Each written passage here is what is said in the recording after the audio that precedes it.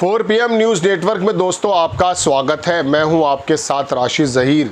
दरअसल पहलगाम की घटना के बाद ही ये पता चल पाया है कि पिछले 11 सालों में कूटनीति, जियोपॉलिटिक्स, विदेश नीति, ये तमाम चीज़ों की पोल खुलकर आपके सामने आ गई है, मेरे सामने आ गई है। मैं ये बात 11 साल बाद क्यों बता रहा हूँ?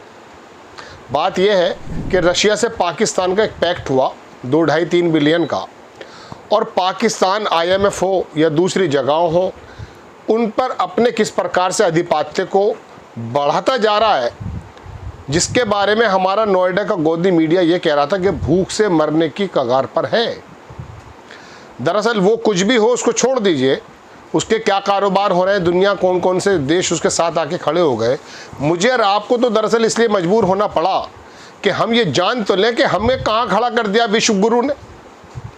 22 तारीख में जब पहलगाम की घटना हुई तो ये एक घटना ऐसी थी जिसमें हमें ये जानने का मौका मिला कि दरअसल हमारे साथ कौन है और कौन नहीं। रशिया का ये पाकिस्तान के साथ मुआहदा इस बात के लिए नहीं कि उसकी पाकिस्तान की अर्थव्यवस्था बड़ी मजबूत हो जाएगी, ये मतलब नहीं है। मतलब ये है कि रशिया जो हमारे शाना बशाना, शाना कहते हैं कंधे को, हमारे कंधे से कंधा मिलाकर एक ज़माने से खड़ा हो रहा था, वो रशिया भी क्या पाकिस्तान के पाले में गिर गया है। ये कूटनीति, ये जियोपॉलिटिक्स, ये विदेश नीति, आखिरकार विश्व गुरु जो इंटरनल बन रहे थे मोदी जी और बता रहे थे कि विश्व गुरु बन गए हैं, ब्रिक्स का एक ऐसा सम्मेलन, एक ऐसा आयोजन कर दिया कि पूरी दुनिया को पता चला बड़ा पैसा है साहब इनके पास। सबसे ज़्यादा फ़कीर जो है हालातों से गुजर रहा है, कौन गुजर रहा है मैं अपने मुंह से शब्द नहीं कह सकता, लेकिन सबसे ज़्यादा पैसा खर्च ब्रिक्स में अगर कोई कर रहा है तो भारत कर रहा है, मोदी जी कर रहे हैं। पूरी दिल्ली को पाट कर रख दिया, गंदी और मलिन बस्तियों को ढांप दिया, कहीं पता न चल जाए दुनिया के राष्ट्राध्यक्षों को जो आने वाले थे। खैर मैं यहीं रोक देता हूँ अपनी बात। तो मैं बताना ही चाहता हूँ दोस्तों कि आखिरकार रशिया अकेला बचा था, जिसके बारे में हमें उम्मीद ये थी कि शायद ये हमारे पक्ष में बहुत ज़्यादा पहले की तरह खुलकर रहेगा। वो भी पाकिस्तान के क्या धड़े में जा पड़ा, चर्चा ये चल रही है। लेकिन खाली रशिया की बात नहीं है, चीन ने जिस प्रकार से अपना आधिपत्य जमाया है मध्य एशिया में और एशिया में, ये मैं आपके सामने कई बार बता चुका हूँ। हमारे हालात तो बांग्लादेश से भी बिगड़ चुके हैं, नेपाल से हमारे मामला ख़राब है, म्यांमार से हमारे, भूटान से हमारे, मतलब ईरान का अगर विदेश मंत्री यहाँ आ रहा है तो पहले तो उसको मना कर दिया जाता है मेरी जानकारी के अनुसार। बाद में वो आता है तो यहाँ के लोकल के जो पत्रकार हैं गोदी मीडिया के, वो उसको खुलेआम गालियाँ बकते हैं। उसका संज्ञान लेता है ईरान का जो सफ़ीर है, वो शिकायत करता है। बहरहाल दोस्तों बात यह है कि अमेरिका और पूरा यूरोप हमारे साथ कितना खड़ा है, अंदाज़ा इस बात से कीजिए कि हमारे विदेश मंत्री जयशंकर साहब ने यूरोप को बाकायदा धकियाते हुए, डांटते हुए कहा कि हमें आप ज्ञान न दें, आप स्ट्रेटेजिक रूप से अगर हमारे साथ खड़े हैं तो बताइए, वरना हमें प्रीचर की ज़रूरत नहीं है। और अब आकर रूस भी चला गया है, चला इन द सेंस के कम से कम देखिए टर्की जिसके बारे में 2 ऑपरेशन चला रहे थे मोदी जी, उसके बारे में ही अचानक उसका हमने वो कर दिया। ठीक है, कोई दिक्कत नहीं है, देश के लिए हम कुछ भी कर सकते हैं, बहिष्कार कर दिया। टर्की ने बेड़ा भेज दिया, चीन ने अपना लॉजिस्टिक दे दिया, अपने विमान दे दिए, अपने बमबारी के सामान दे दिए, है ना। ईरान और सऊदी मुल्क जो हमारे साथ खड़े होने चाहिए थे, वो पाकिस्तान के साथ खड़े हैं।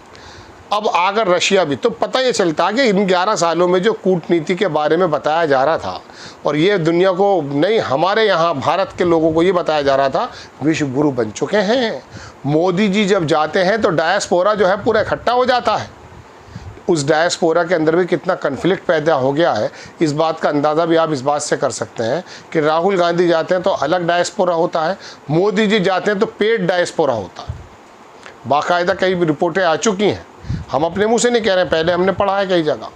तो वो डायस्पोरा के अंदर भी मोदी मोदी मोदी कर दिया। अब ट्रम्प जैसे नाम की जो ये मुसीबत हमारे देश पर आई है, और ये बार बार मोदी जी की वो जो कूटनीति थी, पहले ट्रम्प की सरकार बनाए जो बनी नहीं, बाइडन को बनाना मुश्किल हो गया, हीरे देने पड़ गए उसकी वाइफ को। अब आकर जब ट्रम्प ने कहा इस इलेक्शन में कि मेरा फ्रेंड मेरे साथ पास आ रहा है, उससे मिलने नहीं गए। फिर क्या हुआ, अब ट्रंप ने अपनी पूरी दुश्मनी पर उतर आया। उसने जो टैरिफ लगाए हैं उनको छोड़ दीजिए, बार बार पाकिस्तान के साथ खड़ा हो जाता है। दुनिया जानती नहीं है कि पाकिस्तान के अंदर जो क्रिप्टो करेंसी का कारोबार फूल रहा है, उसके बेटे के दोस्त के वहाँ पर बाकायदा बांग्लादेश में और पाकिस्तान में जाकर की जो गतिविधियाँ हैं वो आपको नज़र नहीं आ रही। आप देश चला रहे हैं, पार्टी चला रहे हैं, आरएसएस का मुख्यालय चला रहे हैं, क्या चला रहे हैं? देखिए दोस्तों, बात यह है कि ये एपिसोड बनाने की जो प्रेरणा है वो तो वाकई रशिया की बात से आई है, लेकिन जब मैं गौर करता हूँ और आप भी गौर कर लीजिए कि पूरा यूरोप इस कन्फ्लिक्ट के बाद हमारे साथ खड़ा था क्या? मध्य एशिया का कौन सा देश हमारे साथ खड़ा था? अमेरिका क्या हमारे साथ खड़ा था? 24 घंटे पहले वो ये कह रहा था कि नहीं, मेरा इस कन्फ्लिक्ट से कोई मतलब नहीं है। उनका तो कई हज़ार साल से, अरे पाकिस्तान बना 47 में है, कई हज़ार साल से कन्फ्लिक्ट चल रहा है। बात यह है दोस्तों कि ये रशिया का पाकिस्तान का लामबंद कर लेना, ये छोटा मोटा 2, 2.5, 3, 4, 5 मिलियन का ये धंधा नहीं है। बात यह है कि किस समय में रशिया ने आकर के पाकिस्तान के साथ खड़े होने का काम किया। अब ये हमारी कूटनीति है। विदेश मंत्री जब भगवान जो है हनुमान की बात करने लगेंगे और हमारे प्रधानमंत्री जी बाकायदा ये बताने लगेंगे देश को और यूरोप को कि देखिए हम ही विश्व गुरु हैं, तो जाहिर सी बात है इंटरनेशनल मीडिया को हमने साथ थे। न्यूयॉर्क टाइम्स में अगर कोई रिपोर्ट छप जाए तो उसको गालियाँ पकड़ने लगता है हमारे यहाँ का गोदी मीडिया भी और हमारे यहाँ के भक्त। पाकिस्तान ने पूरे के पूरे इंटरनेशनल मीडिया को फेस किया है और हमारे यहाँ कोई रिपोर्ट आ जाए तो हम पूरे यूरोप को अपना दुश्मन बनाने लगते हैं। आखिरकार क्या वजह है दोस्तों कि पहले नेहरू जी के समय में जब हमारा गरीब देश था, बहुत ज़्यादा तो कामयाब आज भी नहीं है, लेकिन उस समय पूरी दुनिया में हमारी इतनी इज्जत क्यों थी और आज मैं ज़िल्लत की बात तो नहीं कहूँगा लेकिन अलग थलग से क्यों पड़ा है? वजह उसकी ये थी कि हमारा अपना एक अलग स्टैंड हुआ करता था, एक डेमोक्रेसी को लेकर के जो हमने अपना चेहरा बनाया था। दुनिया को बड़ा शक था कि ये आज़ादी के बाद डेमोक्रेसी चलेगी कैसे, लेकिन पता चला कि महात्मा गांधी के सिद्धांतों पर नेल्सन मंडेला चल रहे हैं। उस डेमोक्रेसी को मतलब सार्थक करके दिखाया नेहरू जी ने और पिछली तमाम सरकारों ने। और आपने क्या किया?